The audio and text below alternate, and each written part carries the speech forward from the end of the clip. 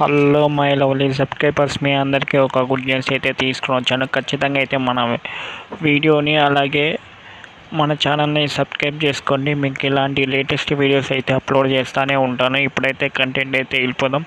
Already మీరు తంబేల్లో చూస్తున్నారు కదా, తంబేల్లో చూసినట్టే కానీ మీ ల్యాప్టాప్, మీ కంప్యూటరు మీకు స్లోగా వర్క్ అవుతుంది అనేసి మీరు బాధపడుతున్నారా?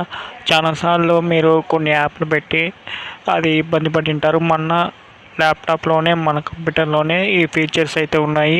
మనం విండోస్ ఆర్ అని క్లిక్ చేస్తానే ఇలానే టైప్ చేయండి. ఇలా టైప్ చేస్తానే ఓకే అని బటన్ కొడితే మీకైతే ఇలా ఓపెన్ అవుతుంది. అక్కడ కంటిన్యూ అని కొడతానే ఇక్కడ ఫైల్స్ డిఫాల్ట్గా ఓపెన్ అయితే టెంపరరీ ఫైల్స్ ఇవన్నీ సెలెక్ట్ ఆల్ అని క్లిక్ చేస్తానే మీరు సెలెక్ట్ కంట్రోల్ అని కొడతానే అన్నీ సెలెక్ట్ అవుతాయి. అక్కడ డిలీట్ బటన్ ఉంటుంది. డిలీట్ బటన్ మీద క్లిక్ చేస్తేనే మొత్తం ఫైల్స్ అనేసి టెంపరరీ ఫైల్స్ అనేసి డిలీట్ అయిపోతాయి. మళ్ళీ తర్వాత ఇక్కడ మీరు చూడండి, కొన్ని ఫైల్స్ కొన్ని డిఫాల్ట్గా అలానే ఉంటాయి. ఇంకా కొన్ని ఫైల్స్ ఎన్నిసార్లు చేసినా కూడా అవి అలానే ఉంటాయి. కానీ మీరు రేపు కంప్యూటర్ ల్యాప్టాప్ ఓపెన్ చేసినప్పుడు సేమ్ ఫైల్సే మళ్ళీ డిఫాల్ట్గా అయితే చూపించడం జరుగుతుంది. మీకు ఇలా చేస్తే ల్యాప్టాప్ కానీ పీసీ కానీ మీకు పర్సనల్ కంప్యూటర్ కానీ మీకు ఫాస్ట్గా వర్క్ అవ్వడం జరుగుతుంది. అలా నేను 2 టైమ్స్ చేస్తున్నాను, మీరు 1 టైం చేస్తే సరిపోతుంది. మళ్ళీ సెకండ్ టిప్స్ వచ్చేసి ఇక్కడ మళ్ళీ విండోస్ ఆర్ అని క్లిక్ చేస్తానే అక్కడ మనము అది తీసేసి టెంప్ అని మనం టైప్ చేయాలి. టైప్ చేస్తానే ఓకే బటన్ క్లిక్ చేసి కంటిన్యూ మీద ట్యాప్ చేస్తానే మళ్ళీ ఫైల్స్ అనేది వస్తాయి. ఈ ఫైల్స్ అనేసి కంట్రోల్ అని కొడితే అన్నీ సెలెక్ట్ అయితే మళ్ళీ సేమ్ బటన్ డిలీట్ అని క్లిక్ చేస్తానే డిలీట్ అయిపోతాయి. ఓకేనా? ఇక్కడ డిలీట్ కొడితేనే కంటిన్యూ అడుగుతుంది. కంటిన్యూ మీద క్లిక్ చేస్తేనే అన్నీ డిలీట్ అయిపోతాయి. కొన్ని ఫైల్స్ మళ్ళీ అలాగనే ఉంటాయి.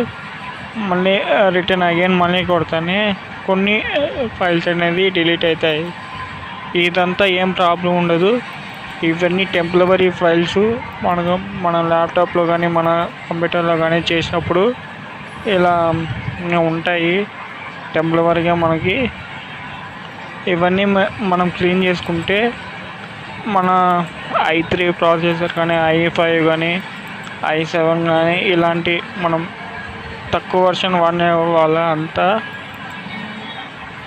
ఇలా డేటా అనేది క్రియేట్ చేసుకుని వాళ్ళ పీసీని వాళ్ళ కంప్యూటర్ని కొద్దిగా ఫాస్ట్గా వర్క్ చేసుకోవచ్చు. ఇప్పుడు థర్డ్ వన్ వచ్చేసి టెంపు అలానే పెట్టి ముందు పక్క వెనక పక్క పర్సంటేజ్ యాడ్ చేస్తానే మనకు